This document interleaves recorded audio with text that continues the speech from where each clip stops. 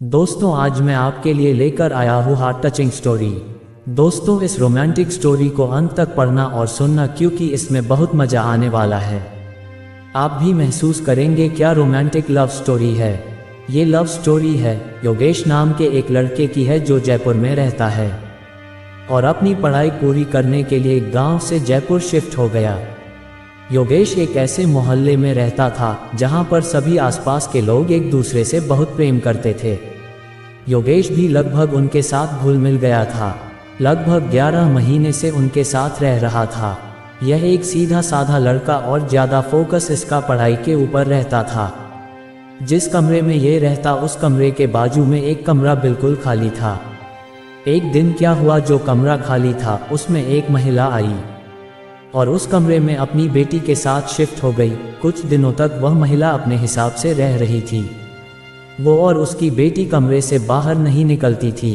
धीरे धीरे उस औरत से मेरी जान पहचान हुई तो पता चला उस महिला का नाम कमला और उसकी बेटी का नाम शबनम है। अब दोनों से अच्छी जान पहचान हो गई थी। मोहल्ले के सभी लोग भी उनके साथ मिलजुल कर रहने लगे।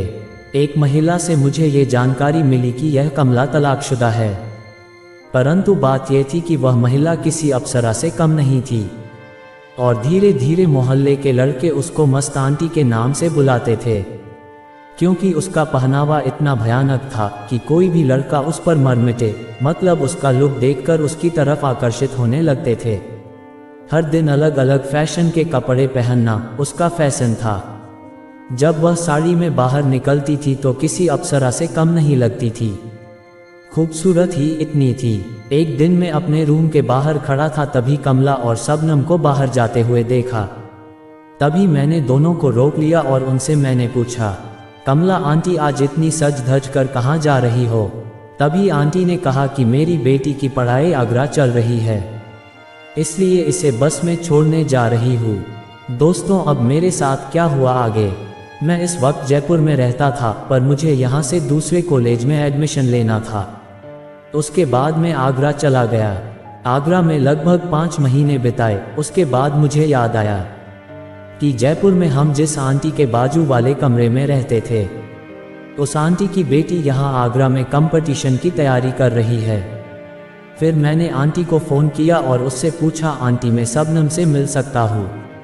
अगर मिल सकता हूँ तो उसका नंबर दे दो, क्योंकि मैं आगरा में ही पढ़ाई कर रहा हूँ। तो आंटी बोली, बेटा तुम मिल सकते हो, और उसके बाद बेटी का मोबाइल नंबर मुझे दे दिया और मैंने आंटी की बेटी से बात की और उसने मुझे एक गार्डन में बुलाया और वहाँ पर हमारी जान पहचान हो गई। आंटी की यह बेटी आगरा में एक कमरा लेकर अकेली ही रह रही थी। मैं उससे 2-3 दिन में मिलता रहता था। दरअसल एक दिन की बात है, आंटी की बेटी ने मुझे अपने रूम पर बुलाया और कहा कि मैं यहाँ पर अकेली रहती हूँ और अकेले अकेले बोर हो जाती हूँ। हम इस जगह पर और इस रूम में साथ भी रह सकते हैं। मैंने कहा ऐसा नहीं हो सकता, क्योंकि हम एक साथ नहीं रह सकते। अगर आपकी मम्मी कह दे तो हम रह सकते हैं। फिर उनकी बेटी ने आंटी को फ़ोन लगाया और कहा, माँ मैं योगेश के साथ रह सकती हूँ, ये भी अकेला पढ़ाई कर रहा है और मैं भी अकेली पढ़ाई कर रही हूँ, तो हम एक दूसरे की मदद से अच्छी पढ़ाई कर पाएंगे। तभी कमला बोली, और मुझे कोई दिक्कत नहीं है। तो हम दोनों एक ही कमरे में एक साथ रहने लगे, अच्छी पढ़ाई भी की और हम एक दूसरे की मदद भी करते थे।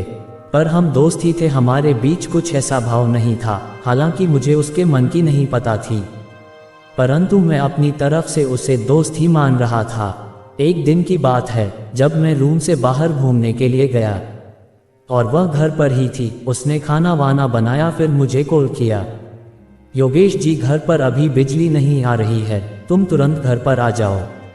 मैंने कहा आ रहा हूँ। जैसे ही मैं घर पर गया तो बिजली जा चुकी थी। मैंने इधर उधर देखा पर बिजली नहीं आई, क्योंकि हमारे कुछ बिजली के तारों में फॉल्ट आ गया था। मैंने कहा कि अब तो अंधेरे में ही सोना पड़ेगा। उसने कहा कोई बात नहीं, अंधेरे में सो लेंगे। हमारे कमरे में बेड नहीं था, हम जमीन पर ही बिस्तर लगाते थे। पर इस दिन हुआ ऐसा कि उसे बिजली ना आने के कारण उसे डर लग रहा था और अचानक से वह डर गई। रात के 2 बज रहे थे और उसने मेरे को बाहों में भरकर कहा, योगेश मुझे आज बहुत डर लग रहा है। मैंने कहा कि इसमें डरने वाली क्या बात है, आप थोड़ा दूर रहो क्योंकि हमको इतना पास नहीं आना चाहिए। फिर शबनम ने कहा कि क्यों नहीं आना चाहिए। उसने मेरे को कसकर पकड़ लिया और मेरे को छोड़ा ही नहीं। मैंने सोचा कि यह लड़की क्या कर रही है, इसका विचार थोड़ा अलग ही है। आपसे क्या कहें, वह तो मेरे साथ रोमांस करने लगी। उसने मेरे साथ ऐसा किया, अब आप समझ जाओ हम एक दूसरे में खो चुके थे और पूरी तरह एक हो चुके थे। लगभग इसी तरह हमें 4 बज गए।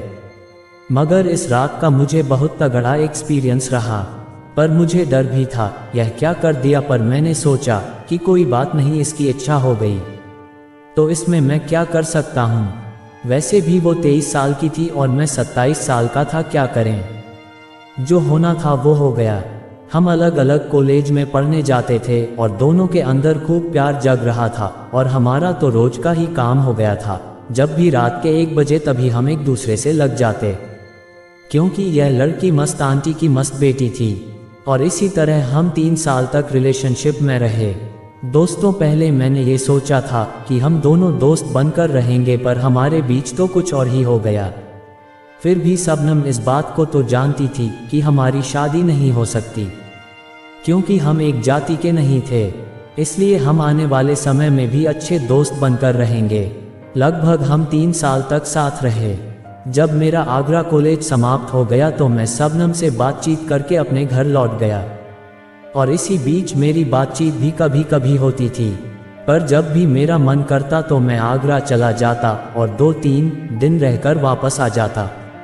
और अचानक से मुझे जयपुर में जॉब मिल गई, वो भी वहाँ जहाँ से उस आंटी का रूम भी थोड़ी दूरी पर था।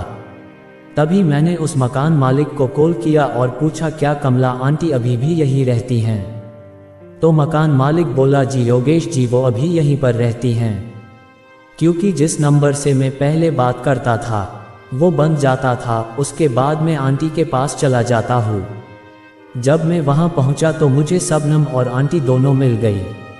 फिर तो मैंने वही रूम ले लिया और इसी तरह अब आंटी और शबनम से बात हो जाती थी। एक दिन मैं अपने कमरे पर कंप्यूटर का काम कर रहा था। मुझे अचानक से ऑफिस का कॉल आया और कहा योगेश तुम कल जल्दी आना। तो मैं सुबह 5 बजे उठ गया और उस रात आंटी भी 5 बजे उठ गई। आंटी को पता चल गया मैं भी उठ गया हूँ।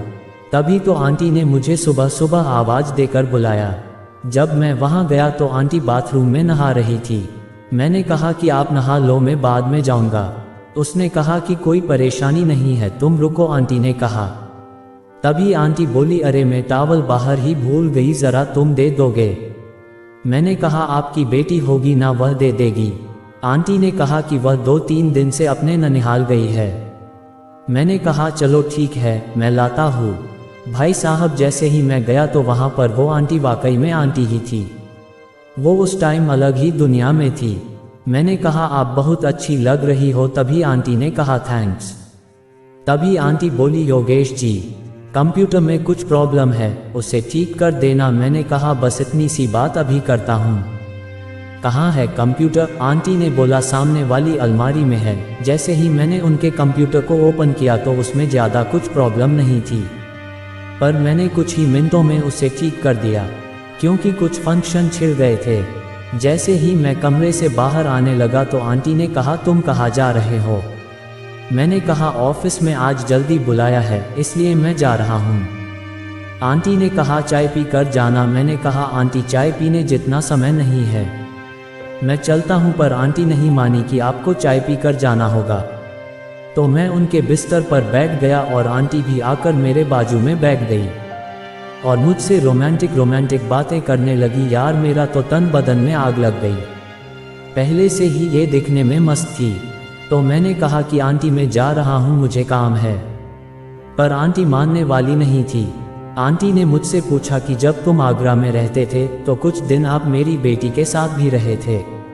मैंने कहा जी हाँ रहा था। आपको कोई प्रॉब्लम तो नहीं हुई? मैंने कहा बिल्कुल भी नहीं।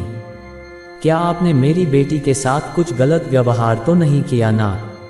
मैंने कहा कि बिल्कुल भी नहीं। फिर उन्होंने मुझसे पूछा कि आपने मेरी बेटी के साथ सचमुच में तो नहीं किया? दोस्तों, मैं घबरा गया, पर मैंने डरते डरते मना कर दिया। कमला आंटी मुझसे मेरे दिल को लुभाने वाली बातें करने लगी, यानी रोमांस करने वाली बातें कर रही थी। इससे मेरे तन बदन में आग भी लगने लगी, क्योंकि आपको पता ही होगा कि अगर आपके पास कोई रोमांस वाली बातें करे तो क्या होगा। और आंटी बोली, मैं कैसी लगती हूँ? तभी मैंने घबरा कर बोला कि आप बहुत अच्छी दिखती हो। और आंटी ने मुझसे कहा, आज ऑफिस मत जाना, आज मैं घर पर अकेली हूँ, लगभग 4-5 दिनों तक अकेली रहूँगी, फिर तो मेरी बेटी आ जाएगी, आज हम मस्ती करते हैं और दिन भर खूब मस्ती करेंगे। मैंने कहा, चलो ठीक है। दोस्तों, अब मैं और आंटी एक हो गए और हमने बहुत ही ज़बरदस्त मस्ती की, जिससे आंटी को भी सुकून मिला और मुझे भी सुकून मिला। ये सिलसिला 4 दिन तक चला। तभी मेरे ऑफिस से कॉल आई और कहा, आपको 2 साल के लिए दुबई जाना है। और मैं कुछ दिन बाद दुबई आ गया और यही शिफ्ट हो गया। दोस्तों, ये कहानी काल्पनिक है, जिसमें किसी भी जगह का और व्यक्ति का कोई संबंध नहीं है, परंतु ऐसी घटना कई बार हो जाती है। इसी तरह की मज़ेदार कहानी के लिए अपने चैनल को सब्सक्राइब करें।